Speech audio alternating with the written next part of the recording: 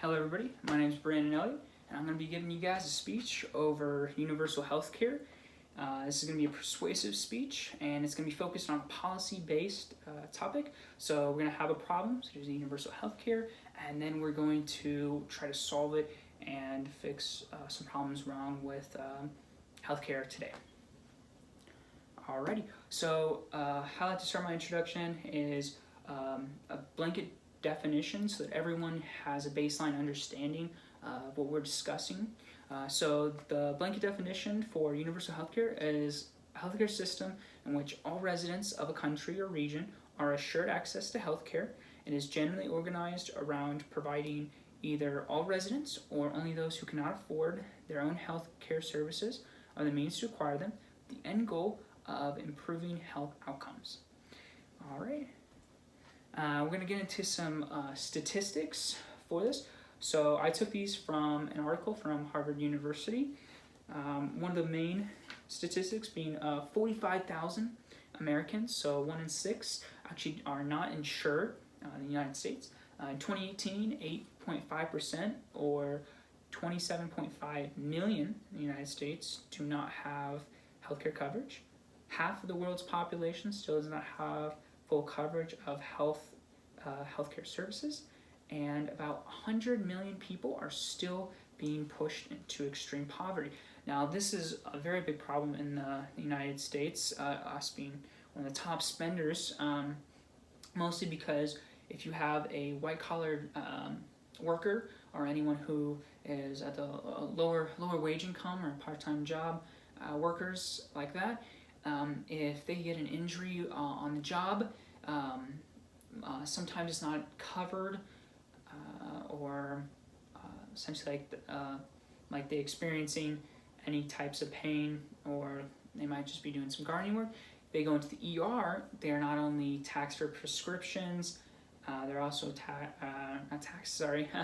they also billed for just even walking in the door and taking up time for the ER, stuff like that, and trying to eliminate that, those types of screenings, so that people like that are not billed as heavily, because most people go into a void.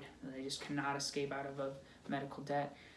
It's very understandable. And then over 930 million people spend at least 10% of their household pay on healthcare.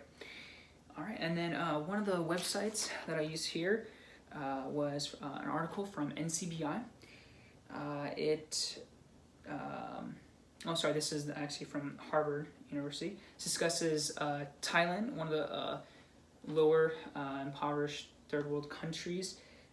Thailand is using a system that cuts 60% off of the healthcare bills that they receive, and then also, that also results in higher taxes in the end, sadly. And then they experience a drop in infant mortality rates at a low of 11%.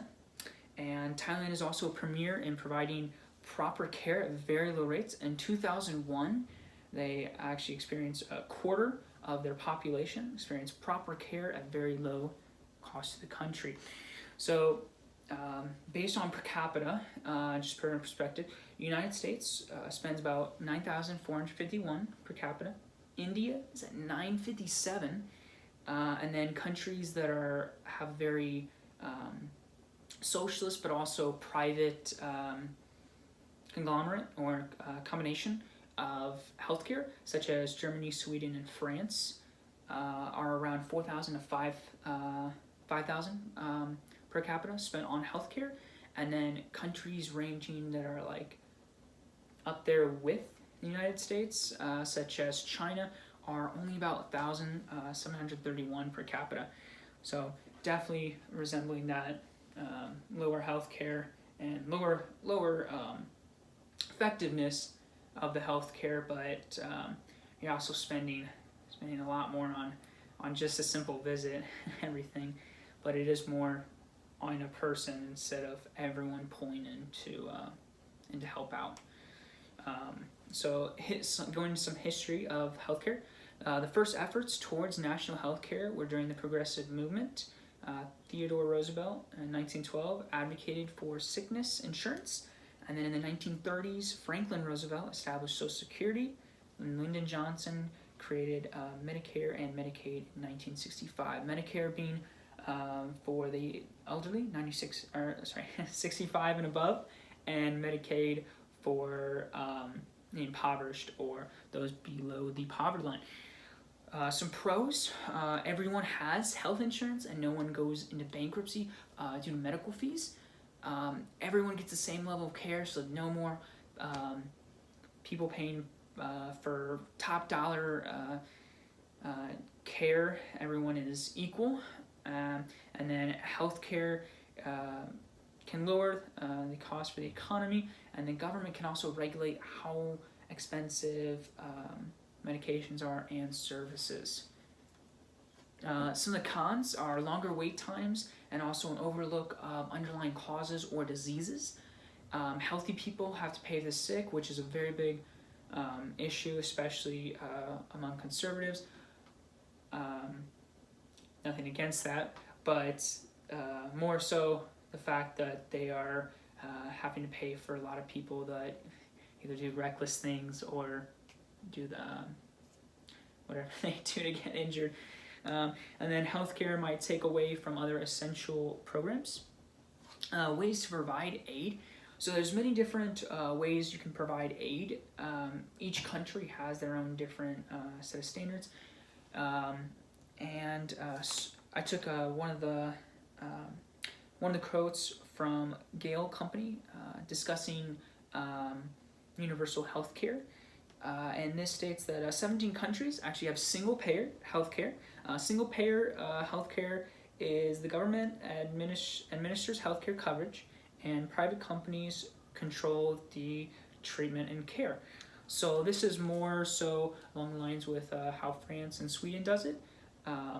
This is more of a balanced, very, very properly run type of healthcare system where you have doctors' offices and hospitals that are still private, but the government can provide blanket health insurance for basic aid, your clinics, your stuff like that, and basic testing and stuff.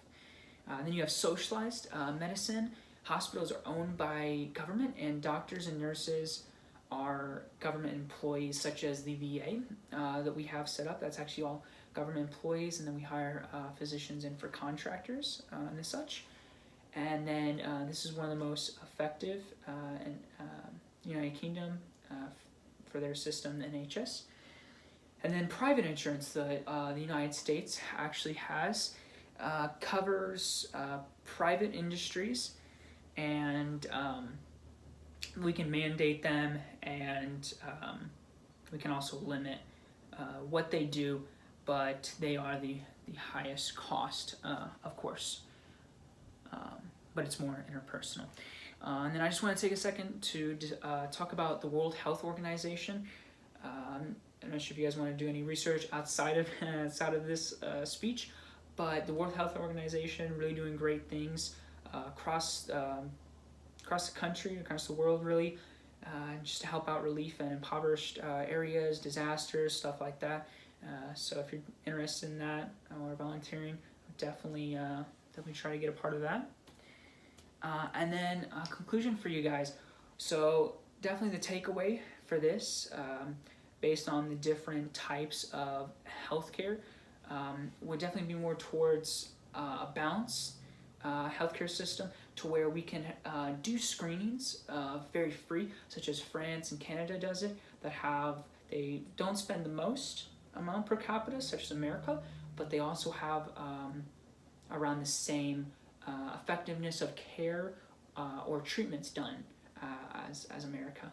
So that's definitely one of the more balanced cares, and I definitely advocate for that, especially because such as we have this epidemic currently, not a lot of people are able to get tested or go to testing sites, and a lot of people in the beginning of this pandemic weren't able to go to doctor's offices and weren't able to get screened, and it spread like wildfire. You take places like Chicago, that have a very impoverished population, and they're not able to afford generalized care.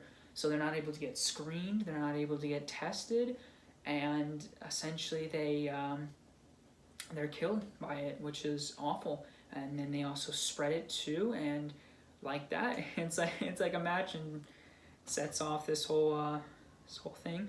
So hopefully we can move towards more of a balanced healthcare system, so things like this don't happen again.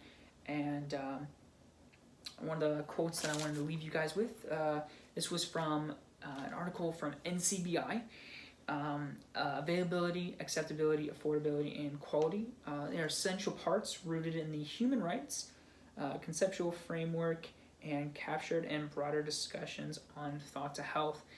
So essentially what that means is that healthcare, although it should be essential for everyone, it really isn't, but we also still have to limit what kind of care we provide, so we actually make a profit and also see the effectiveness in care, especially with essential surgeries and stuff like that. Definitely finding a barrier between those and your basic level care. So hopefully you guys learned something, and hopefully you're swayed towards that. And if you're not, that's all right. Definitely check out the World Health Organization, and you guys have a good rest of your day. Thank you.